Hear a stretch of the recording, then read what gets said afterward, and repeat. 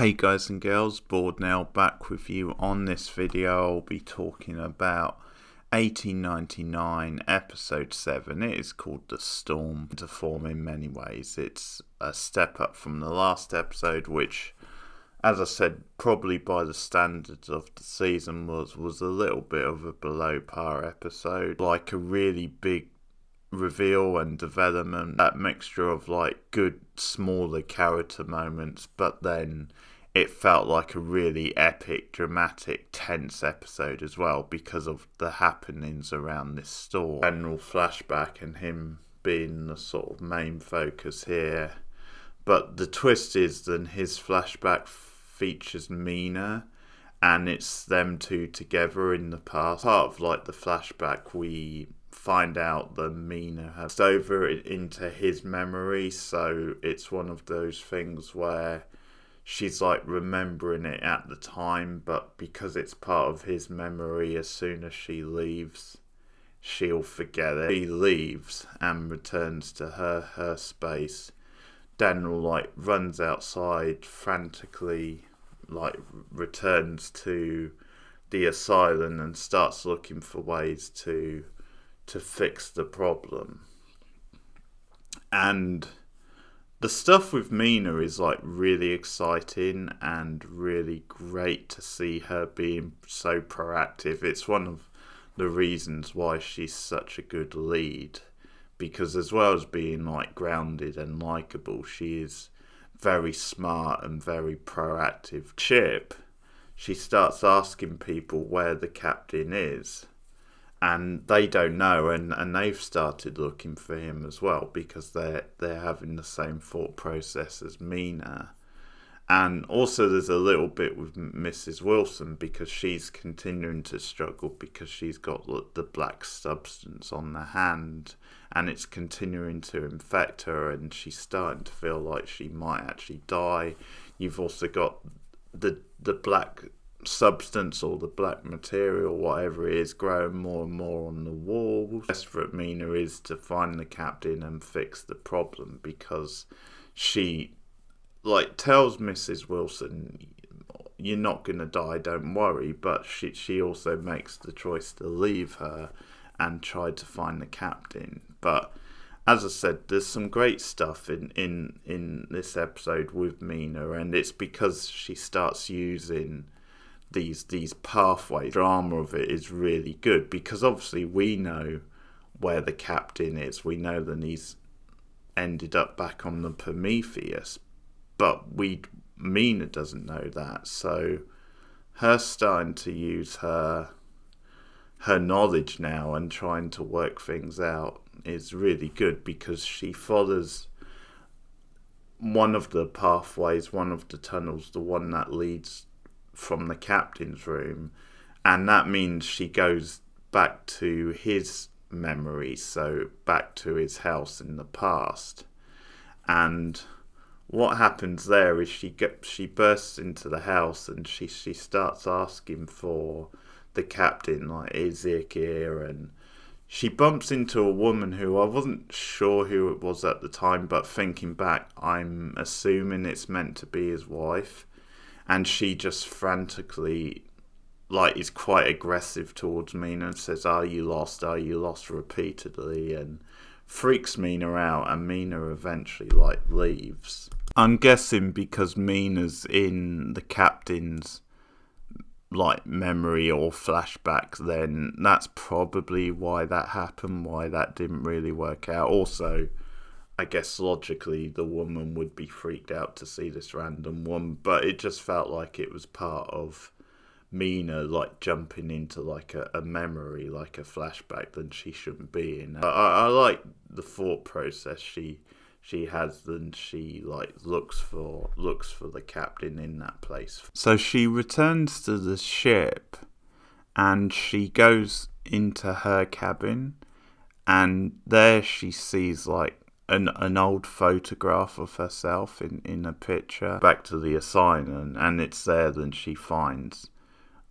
like a family type picture, which is her, and it's her along with Daniel and also, well, the boy who we later find out is Elliot, and confirms it later, then he's their son. Nina questions it and can't have children, so he can't be mine. And Daniel says, well, that's a false memory. So they're thinking this through really nicely, really real, because it's a simulation. Like, he says, in reality, you are back in, like, the mental institution, and they're experimenting on you. You're seeing shadows on the wall, and those shadows are like false memories that they've implanted in you. But so what he's saying is then this is a simulation, and it's most of what's happening isn't real, but the truth of the fact that he's your son and like we're his parents, that part is true. Daniel and with Elliot about how she's blocking out the memory, how she still doesn't remember who they are. Daniel explains that there's a code, like, stop this whole thing, stop the cycle from continuing, and that's exactly what the father is looking for. We sort of find out, but he needs the boy, he needs the code. We also then Daniel is lying to Mina, maybe. I think it's the sort of show where, like, the truth may be blurred, but we're obviously meant to assume, I think, then he's telling the truth here, because we're obviously at the crunch part of the season where they are answering the questions. Find the pathway which is the safest, where they actually go back to the Prometheus. I think that because the father says something about that later, it says it's to do with, it was smart to choose that pathway. But the thing at the end of the episode is then he's actually got the boy, because the crew member who's like secretly working for him, he's found the boy and he's brought him to him, and he's now got the pyramid. We see the slot in the pyramid where the key needs to go, and that's when he says we need the key to stop this whole thing. And also I noticed that then they had the words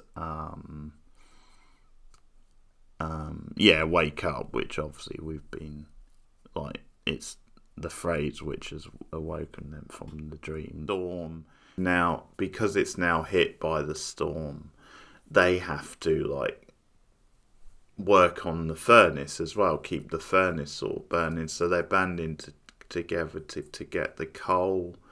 And at one point, because the other crew member goes missing, like the one who would steer the ship, because he's obviously working with Mina's father, then the one remaining crew member, with the captain missing, because, like, someone informs him that the captain has gone missing, then he makes the decision. He tells Oleg, you have to steer the ship. And I'm assuming he chooses him because he's obviously to some of the best stuff in the episode, just because Oleg being given this responsibility as a character who we naturally root for is a good character beat for him, and it also leads to a natural, like, conflict. Lane, because she's obviously fallen in love with him, she doesn't want to leave him, so she stays with him and helps him, like, steer the ship. She just says, wherever you go, I go, and that's the whole thing in the episode. But it leads to drama later on, because as this storm is getting worse, Linley's mother appears on the deck. She's there, just standing there and looking out. We're never quite sure what she's doing exactly. Can't, like, state for whatever reason. I mean, maybe they're saying then she was having some flashbacks of her own, some memories. But obviously, with all the stuff going on, it's not within the realm of possibility that she was being controlled somehow. Storm's so extreme, they're heading towards a whirlpool, basically, and she's in danger of being, like, knocked off.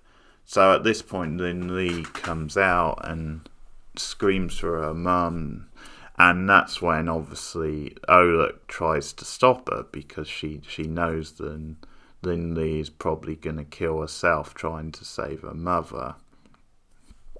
And you get this tragic turn where trying to save her, Oleg sacrifices himself really, because he gets knocked off overboard, and him and the mother both die. They both go overboard. The father says, Mina's father says at the end of the episode, because he makes this comment about how they failed the simulation, and the reason they failed was because of natural human emotions. They chose love over survival is what he says, and so this is an example of that. I really like the visual of them working as a group to try and keep the furnace going down in the engine room.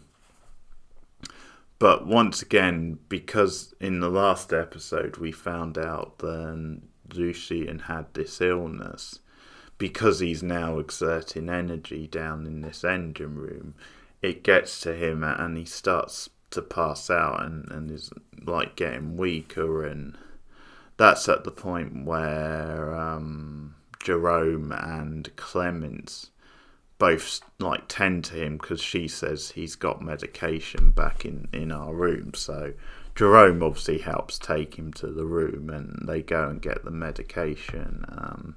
Now there's an interesting beat here because he ends up dying, and Clemens comes back with like the medication, and Jerome says it's too late or something. He's already gone. Of a weird beat, like, so I don't know if he naturally just died and they were too late, or if they're maybe applying some foul play with Jerome, heated past and the way Lucien turned on him and the whole thing. I don't know. Like, it would seem a bit out of character if Jerome did something like sinister, especially when Lucien was so vulnerable. But it just made me wonder because of the way it paused on it for like a moment.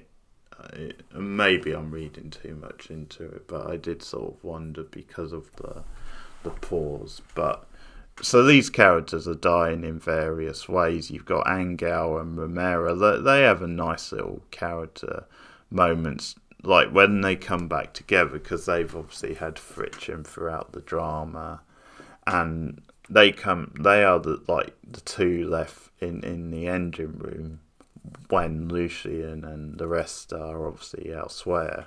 So they work together, and ultimately they subscribe to it, but they do come together and show their love for each other again. And then you have more stuff with obviously Torv and her family, and she makes the decision to go and help like the rest of them, and the mother is telling her not to go, and she makes a comment about, well, she's a whore, and I'm assuming she's talking about Lin-Lin, to actually go and define her mother. So it's a big moment, but also it's a big moment for the father because he actually stays with the mother, with his wife. He makes that decision and he says, I'll pray with you. And once again, we're seeing, even though he's not religious, he's like doing what he thinks is best. And I think because